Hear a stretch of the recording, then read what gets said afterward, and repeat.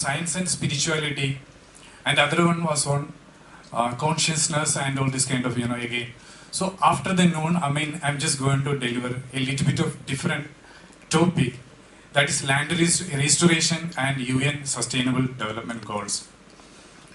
So being an alumnus of this great university, especially School of Environmental Science, so it is really an honor for me to stand in front of you, and especially during the 42nd anniversary, the glorious anniversary of this great seat of learning, the Mahatma Gandhi University, and also the commemoration of the centenary event, that is the historic visit of Mahatma Gandhi to Kerala, and also the 156th, the birthday of Mahatma Gandhi, the man who advocated sustainability the way back in 1930.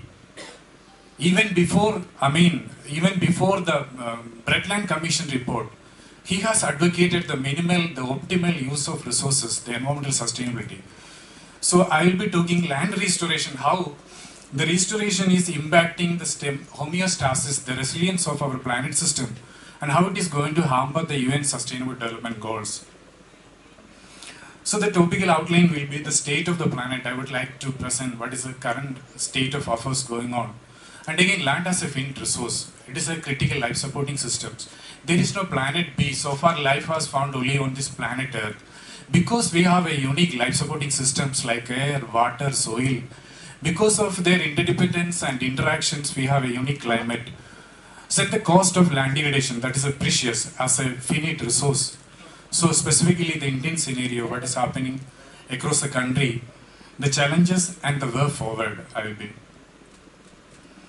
So I always start my presentation with these slides that, the synthesis report of various trio convention, including Convention on Biological Diversity, the UN Framework Convention to Climate Change, and United Nations Convention to Combat Desertification.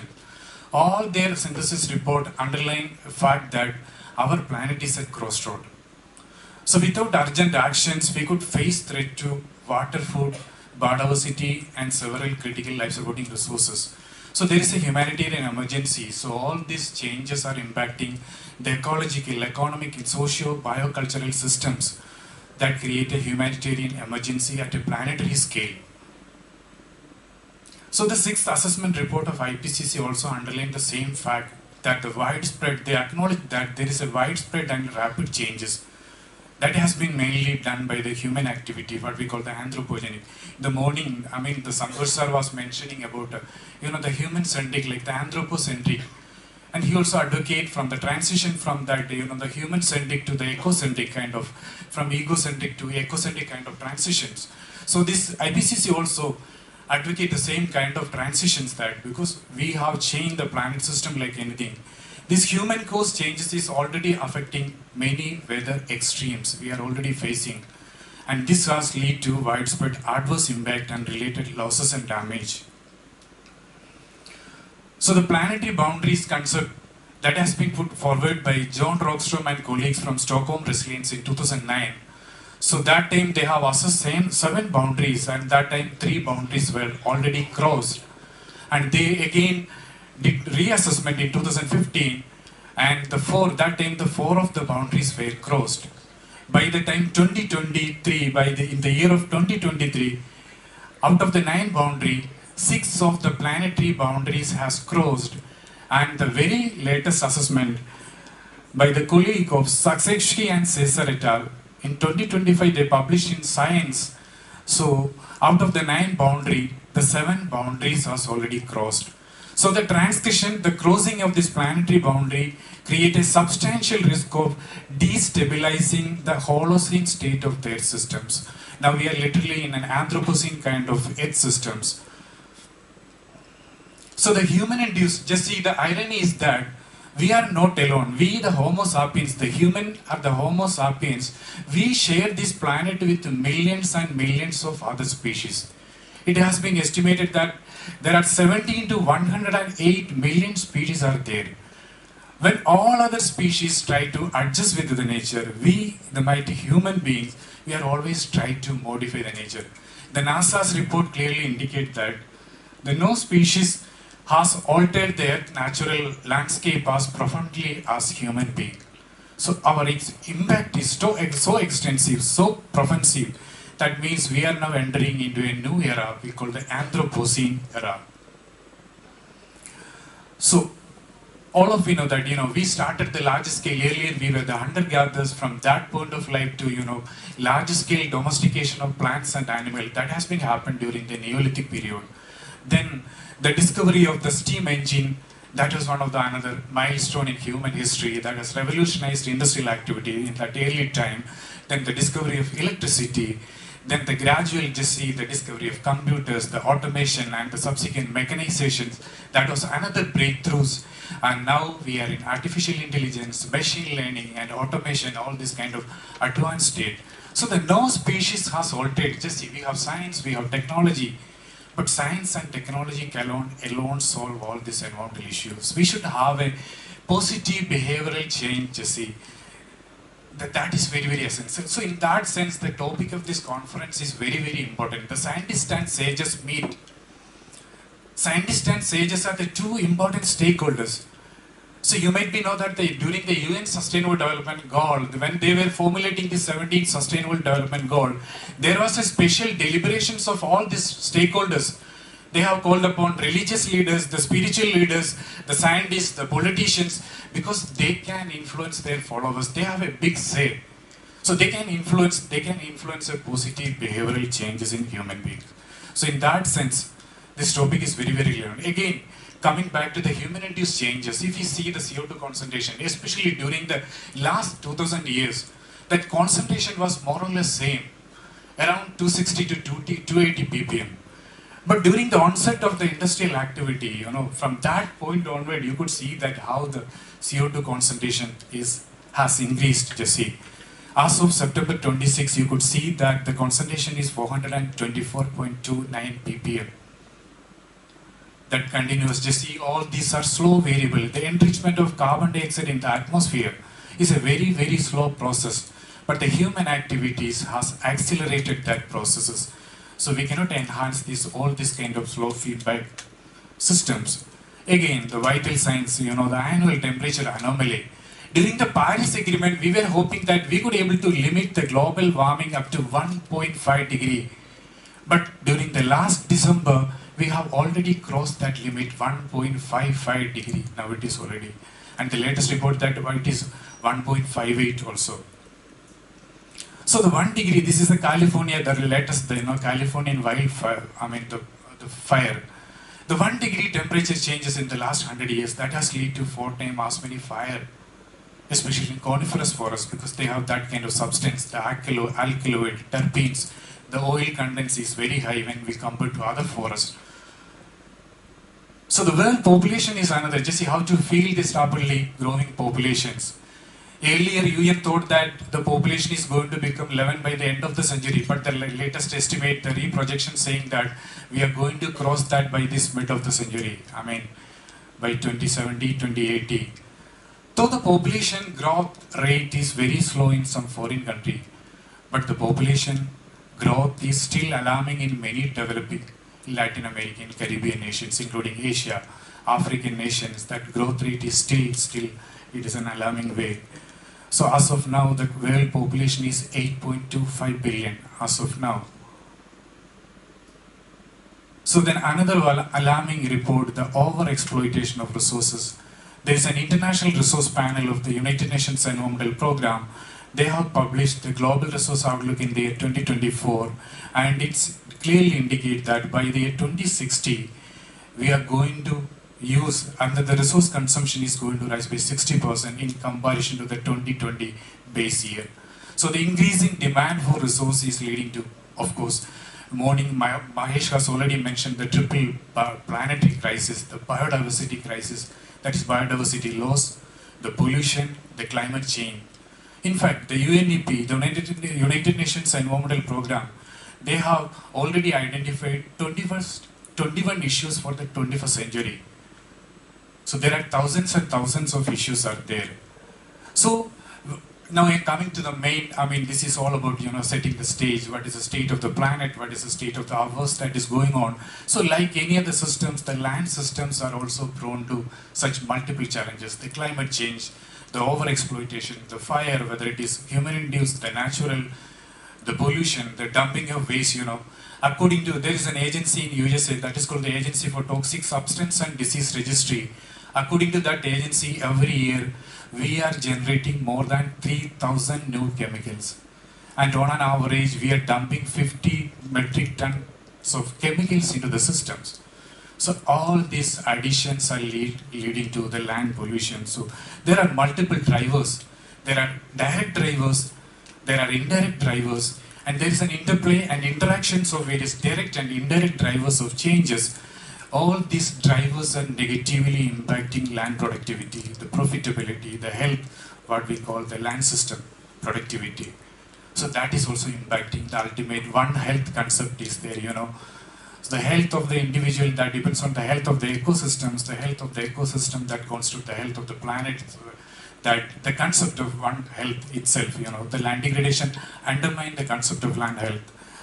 So we need to understand land as an important life supporting system, as a complex system, land as a complex system, as a finite resource, land as a resource, as a life supporting perspective. The biophysical systems, because various ecological, whether it is carbon cycle, nitrogen cycle, elemental cycle, the land support all this geochemical cycling, the nutrient cycle, the hydrological cycling, the biodiversity maintenance. Land is one of the terrestrial diversity. It supports the terrestrial diversity. At the same time, land is a production system. The real estate value, the production value, the agricultural value, the industrial value of land as for agricultural, for industrial, for natural resources, whether it is natural gas, the coal, petrol, the minerals, all these reserves. So land as a production point of system, that the economic system, land. And the third important, land as a biocultural, the social cultural, the religious. So the Indian philosophy, we itself considered the nature, that the nature-friendly, the frugivorous kind of lifestyles we have. We call it Vasudhaiva Kudumbakam. The whole planet as a one big family, the one planet, one earth, one future, and for one family. So we need to understand, so in order to manage the land system, we need to understand the physical, the biophysical, the socio-ecological, economic complexities of this land system. And then land is again, at the heart, land management is the heart of the SDGs, sustainable land management is essential for attaining UN Sustainable Development Goal and other several ongoing initiatives, whether it is Bond Challenge, whether it is New York Declaration, whether it is SDG 15, that SDG 15, one SDG is exclusively for land management. Whether it is no poverty, the goal number 2, zero hunger, the good health and well-being, gender equality, all these goals like clean water, affordable and clean energy, all these goals are directly or indirectly related to land. So the land system management, the sustainable, what we can call SLM, sustainable land management practices is very, very important. So maintaining the productivity of land system, I have already shown that the current world population is 8.25 billion. To feed this growing population, maintaining the vitality, the productivity, the health of the land system is very, very essential. And even in India, the population, the current population 1.45 billion, that is going to become 1.8 billion by this 2050. So we need fertile land. On the other hand, the productivity of land is decreasing year by year due to pollution, and the per capita land availability is also decreasing because of the population increase. So the various agencies which are directly related to land system management, they report, so fortunately we were also part of all of this report, and they indicate that land degradation is a pervasive and systematic phenomena that occurs in all parts of the terrestrial world, and that can take many forms, land degradations. So this is again from the IPBus, and this chart clearly indicates that the land degradation across the world, whether it is in Africa, that also in Eastern, Northern, Central, Southern or Western Africa, or in case of America like Latin America, Caribbean, North America, or in Asia, or in Europe, or in Oceania, that land degradation is increasing at an alarming rate. So what is the global cost of land degradation? So I just wanted to say that just see it is affect the livelihood of almost 74%. And indirectly land degradation impact almost all people. And what is the economic damage? That is almost US dollar 6.3 to 10.386 trillion per annum. That much dollar, that is the cost of global land degradation. This money can be used for, if we can avoid the land degradation, we can use this money for the global development, sustainable development itself. So the forest degradation, that alone affect almost 1.6 billion indigenous people, those who are living in the close proximity or in the forest region itself. And again, global agricultural land. Just see, the land degradation is a hidden reality. For example, in the case of water, by seeing that color changes, the turbidity, the murkiness, or by simply that the odor, smell, we can identify that water is polluted. Or in the case of air, we can easily detect the air pollution by seeing the color change, the smoke, all this. But in the case of land degradation, that is a silent reality. We cannot see until and unless if we are not going for a laboratory scale analysis, we cannot see that, we cannot assure that whether the land is contaminated with uranium, the polychlorinated, or all this kind of, the heavy metal, the naphthalene, the microplastic, or the TNT, the explosive. We were never thought that, the war is one of the driver of biodiversity. Now the ongoing conflict really indicate that war is also one of the major driver of ecosystem degradation, especially the use of this ammunitive, these explosives, all these are causing. So in the case of agricultural land, it has been roughly estimated that 52% of the global agricultural lands are degraded. And agriculture accounts for almost 33 to 40% of the global terrestrial land. So agriculture is one of the major land use on this planet Earth.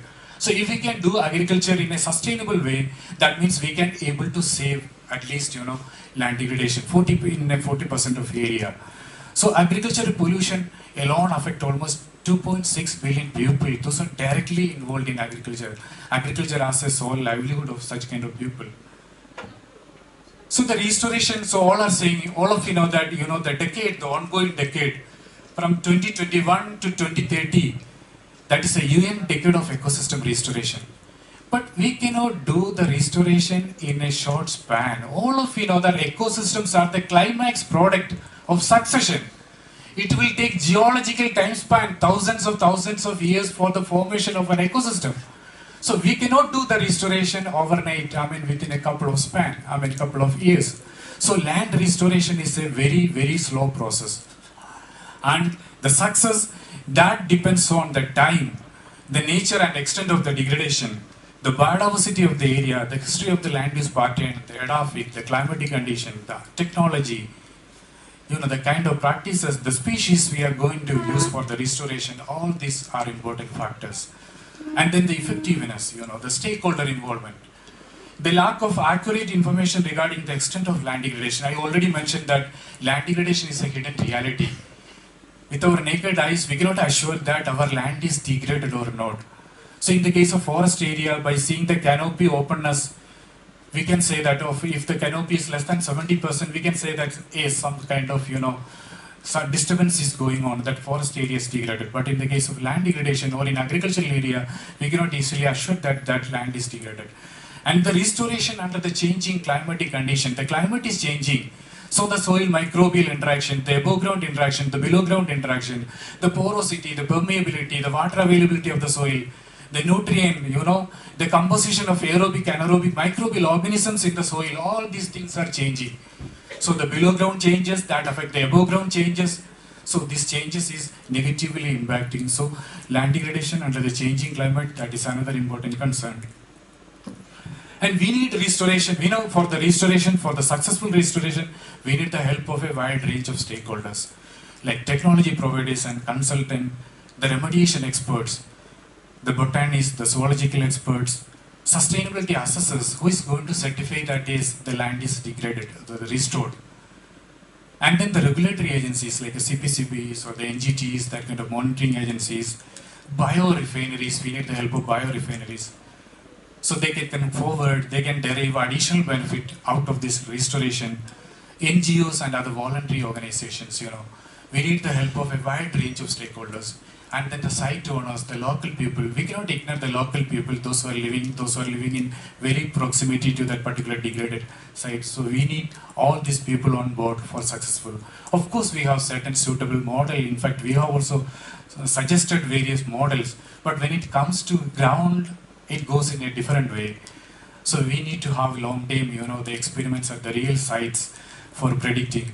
And again, restoration need technologies, For example, the microbial organisms I mentioned that they have the catabolic potential. They can degrade some of the pollutant. But most of the almost 99% of the microbes are non-culturable. So we need to have culture-independent technology, So we need technology, we need biotechnology, the omic technology like proteomics, genomics, metaproteomics, all these kind of metabolomic approaches for identifying the species, identifying the genes, the targeted proteins.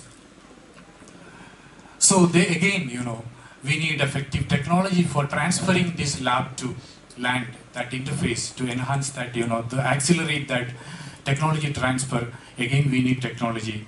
And again, we need suitable bioeconomy models. For example, the restorations, we can enhance the profitability of restoration by deriving additional benefit like biodiesel production, biogas production, biomass production, biochar production, bioplastic productions.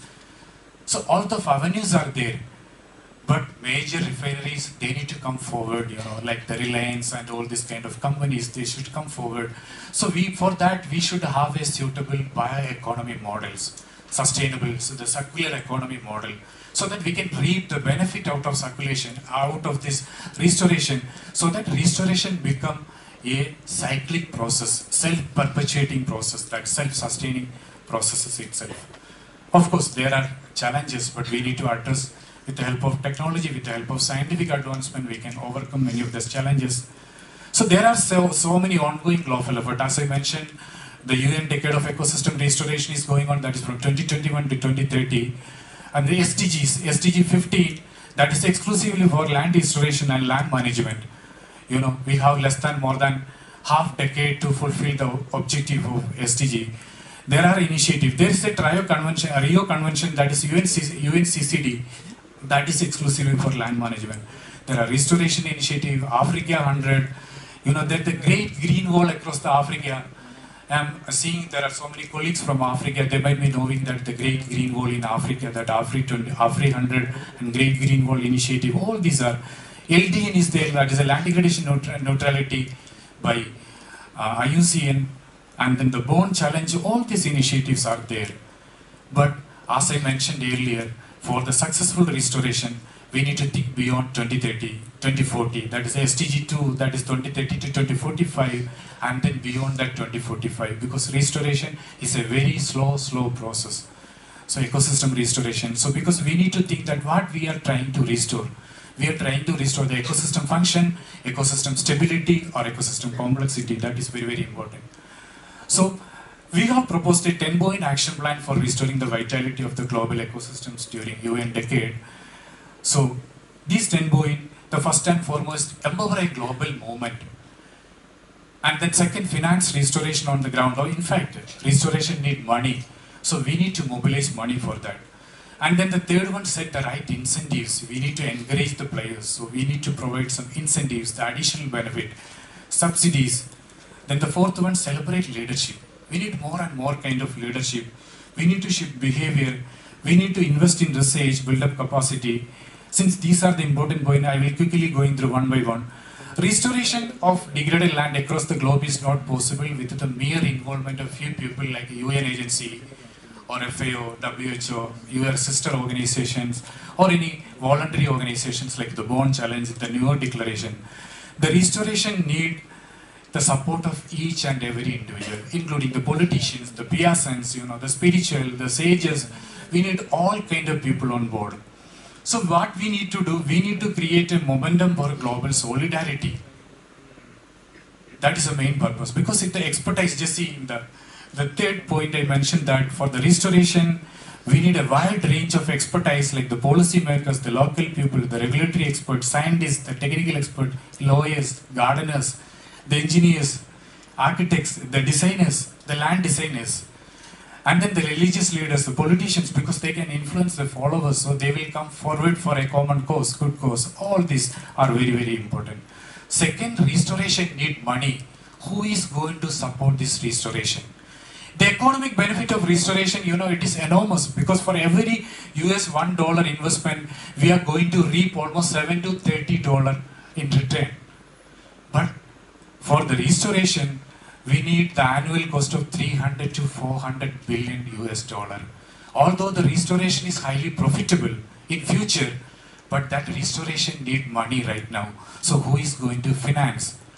The agencies, the international agencies. We can ask the international funders like the International Monetary Fund, the Global Environmental Facility, that is GEF, ADB, the Asian Development Bank, the World Bank, the BRICS, all these kind of agencies to earmark a special kind of fund for ecosystem restoration, especially the land restoration. We can have CSIR funding, the Corporate Social Responsibility Fund. We can exclusively utilize this CSIR fund for. Then the crowdfunding, just imagine, we are 8.2 billion people. Even if half of the people are donating at least $1, we are going to get at least $4 billion for restoration. So that the crowdfunding, the power of crowdfunding is enormous.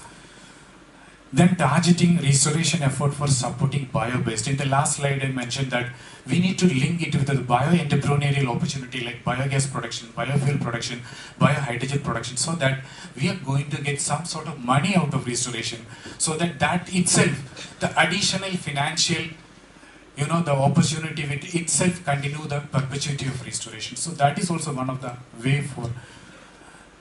Then the World Resource Institute, they have mentioned 4 innovative strategies for unlocking the restoration fund. Diverting revenue generated from the carbon taxes, for example, the NDCs, the nationally determined contributions. In India, we have our own NDCs, so every year we are submitting our NDC to the UN. So we can use that if we are carbon sequestering, if we are sequestering more carbon, we can ask that NDC for the restoration.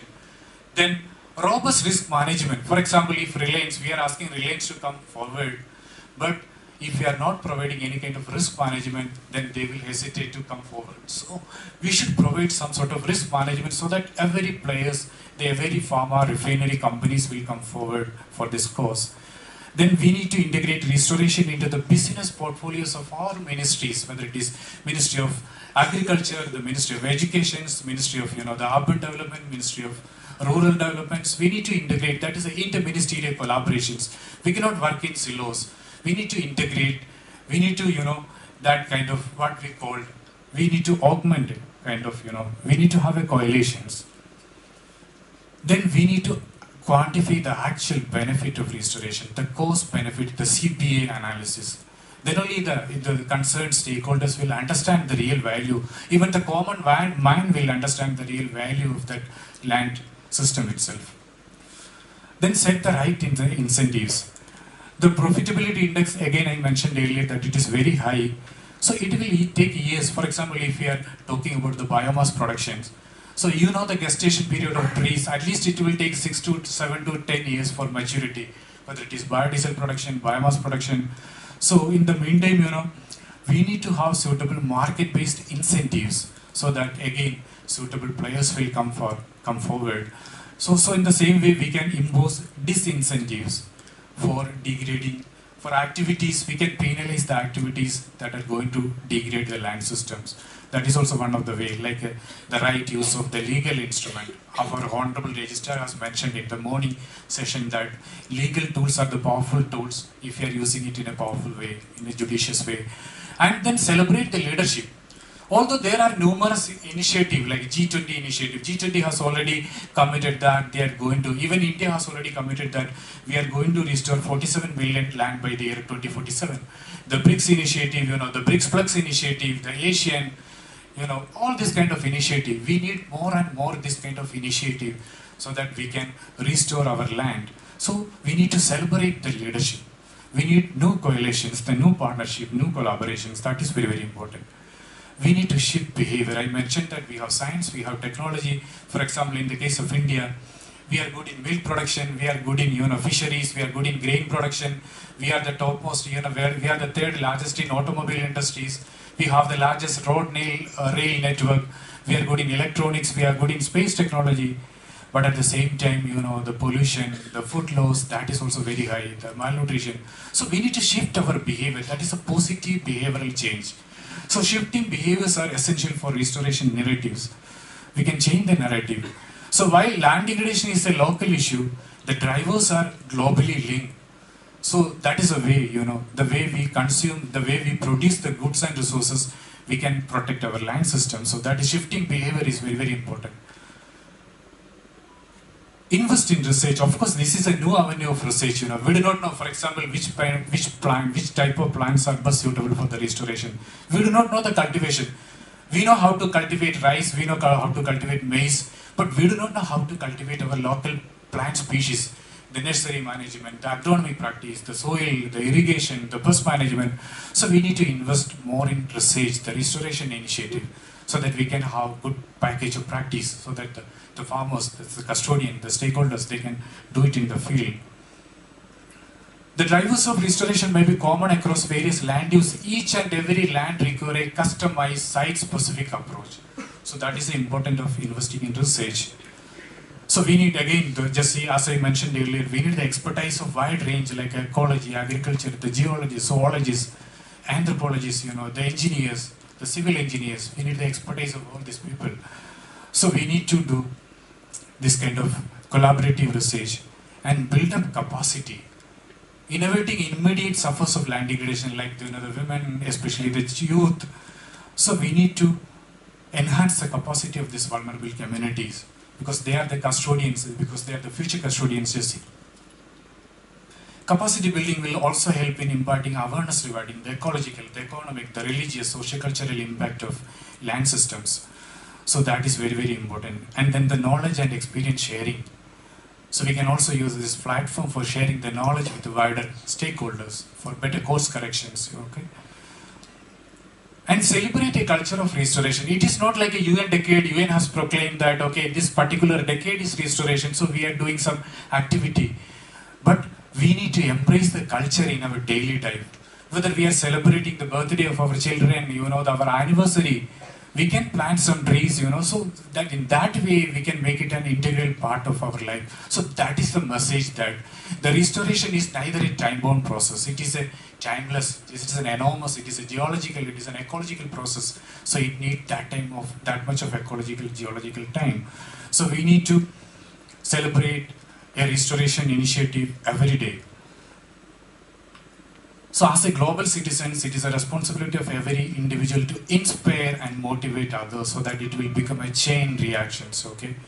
So we need to create that kind of momentum at the global scale. That is very, very important. So adopting a culture of restoration in our daily life, that is wonderful, that is a very, very important. And again, build up the next generation so that we can have customized courses like, we can offer this kind of, so that they can be in future, they can engage in green courses like a green job. So since the consequences of land degradation is significantly affect the youth and future generation, honing their skills are very, very important there. The technological skills, so we can empower them and we can create sustainable job opportunities based in restoration economy.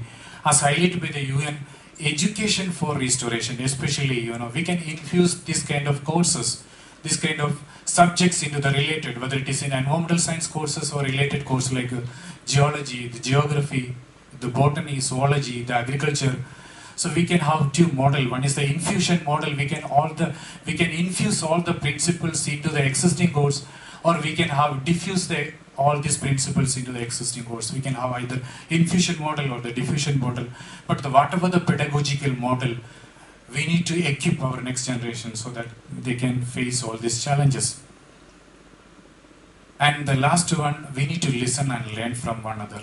Listening to and learning from one another and building a culture of sharing knowledge, the technological know-how, the sharing all this know-how is very, very important. The resources, the expertise for caring for land resources is very, very important. So in the morning, our Santosh sir mentioned that, the Greek concept is that, like Gaia, they also treating the land as a mother earth, that what we call the Gaia hypothesis, the mother earth hypothesis. Even in India, just see our philosophy, our Vedas, we already considered, the land as a mother. We are giving that kind of holiness to our resources like rivers, the mountains, the forest. So the Aldo Leopold had mentioned the land ethics in his classical book, A San County Almanac, the Aldo Leopold, the American ecologist. So it is a right time to embrace the forgotten concept of land ethics. In his classical book of that Aldo Leopold, he mentioned that land is also an entity, just like an individual entity. So it is rather than a natural system, it is an individual entity. So the land is also having its own right to maintain its productivity, fertility, just like an individual. It is a fundamental kind of right, okay? So that is a land ethics, okay? So we need to embrace that concept of land. So as I mentioned that agriculture is one of the major land use, that is roughly almost 40% of the terrestrial land system. So we need to have a major revamp in agricultural land use policies. Then only we can manage our terrestrial land, because agriculture accounts for almost 40% of the terrestrial land system. If we are managing agricultural land system, that means we are managing 40% of the terrestrial land system. So the transition, that is from high external input to low external, okay. The linear economy to the circular economy, the carbon emission from the existing carbon emission to the carbon sequestration. Because agriculture accounts for almost 1/3 of the global greenhouse gas emission. I'll quickly go through, just see, agriculture accounts for 70% of the global water budget and 30% of the greenhouse gas emission. So Indian scenario, at least 30% of India's land is already considered degraded. Okay, so our commitment is that we have already committed that we are going to restore 26 million by 2030.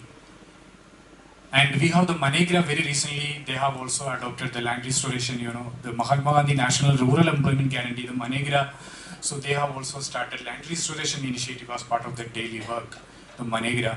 We have, the Indian Council of Agriculture Research, we have the Council of Scientific and Industrial Research, there is an Indian Council for Forestry Research and Education, we have UGC like central universities, the state universities, we have IUCN, we have international players like, WRA. So they are institutions, they are doing the knowledge, they are publishing the knowledge product, the guidelines, all these things. So, but the thing, as again agricultural point of view, we need to have a policy realignment. We need to realign the existing policies for land restoration and also for attaining sustainable development. So we need to adopt various planet-friendly cultivation, that is the landless cultivations. We need to reduce the pressure on land by adopting the hydroponic, the aquaculture kind of, that kind of systems like the floating park, this fisheries plus, the vegetable culture productions, rooftop garden, and even in midday meal program, we can cultivate our own species, indigenous species, and we can use it in a midday meal program. Even the college, university, institution, if they have open space, they can also go for this kind of method, so that the community can be used in their own canteen, their own mess, hostels. So we need to convert again the reframe the existing policies. We need to develop various restoration practices. In the case of India, we have identified various land area based on the biophysical categorizations, and then we have so many candidate species.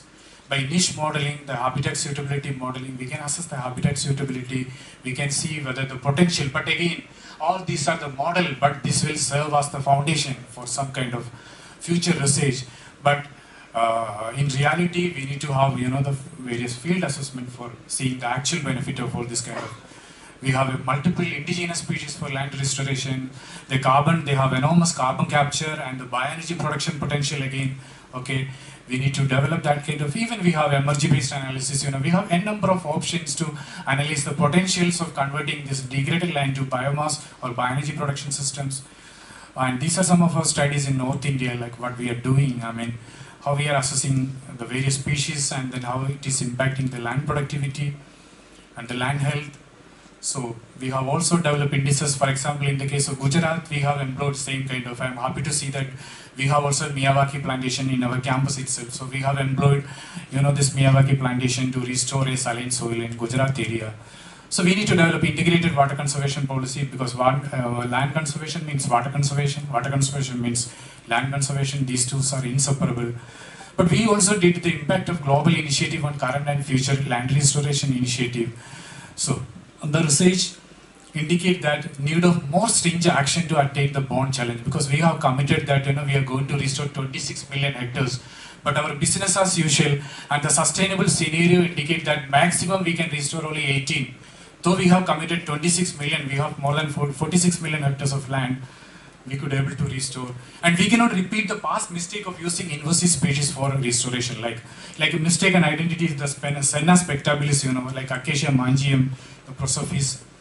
Sustainable land management is an option, so that we need to adopt planet-friendly practices, like especially the crop diversifications that we are doing there in North India.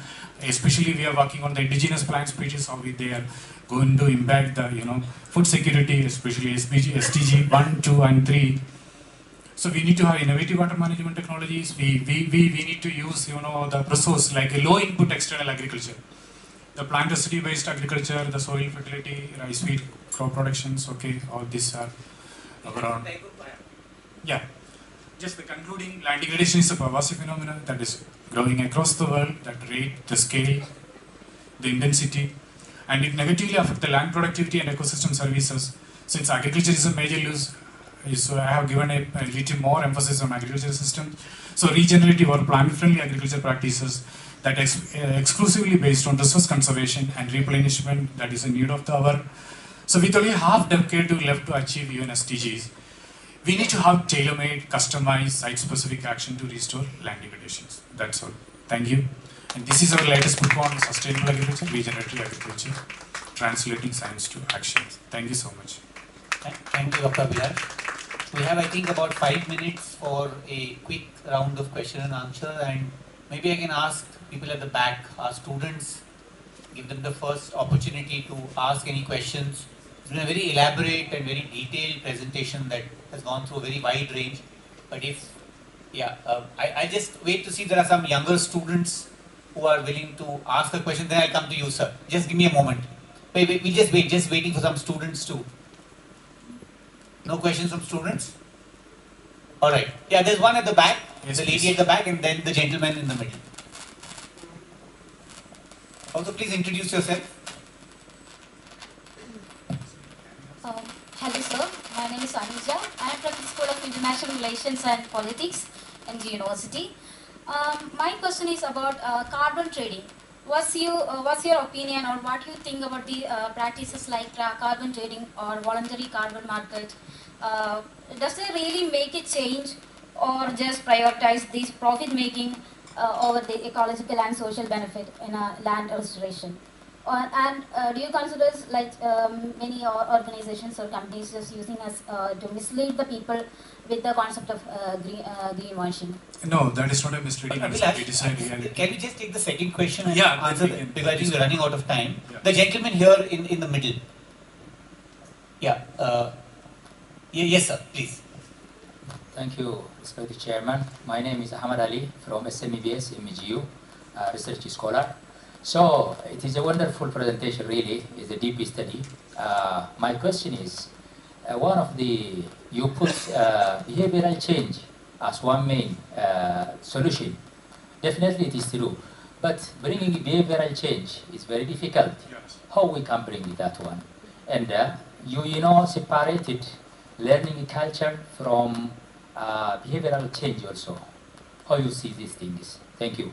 Thank you so much. Any more questions related to this one? Maybe we can, I just need to check with the organizer. Do we have time for more, because we have run out of time? Should we take more questions? Can we take more questions? Yeah. We can? Okay. Then Tawaf, and the gentleman here, and then the person at the back. Thank you, sir. It was very insightful and fruitful presentation. My question is about carbon footprint, so which widely criticized recently. What is your actually position in that? Thank you. Okay. So maybe 3 questions, quick answers, and then we'll take 2 more questions. Yeah. Okay. Thank you. Okay, regarding the first one, from the last one, regarding carbon trading, of course it is a reality.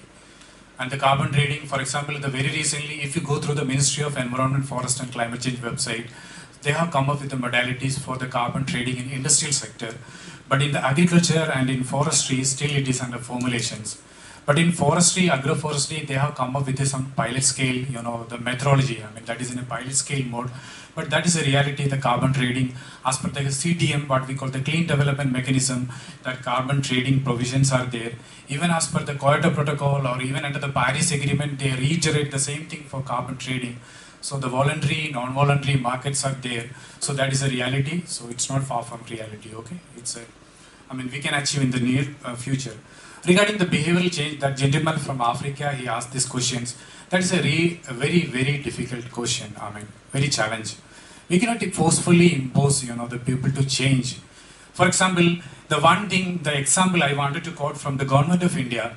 So we have adopted the life mission in the Glasgow COP meeting of the IPCC. The government of India adopted life, that is called the lifestyle for environment. That is simply the nudging, you know. We are simply nudging people to follow some sort of, I mean, some sort of, you know, guidelines like to have a nature-friendly citizens. That is a nudging for creating a new kind of pro-nature people. So the government of India has adopted it. After that, very immediately, the government of Australia, the New Zealand, the Germany, the Switzerland, and even the France, they adopted. They also advocate the concept of life, that is lifestyle for environment. We can have that kind of lifestyle, the simple kind of lifestyle. But again, that is a personal choice, you know. We cannot have a national, we cannot frame a national standard, national methodology for adopting such sort of behavior. That depends on the culture, that depends on the diversity, that depends on the ethnicity, that depends on the socio-economic conditions of a particular region, the country. So the third one, again, the carbon footprint, you know, that is again the questions related to carbon trading and all that. There is an agency, I mean, there is an international coalition as part of the IPCC.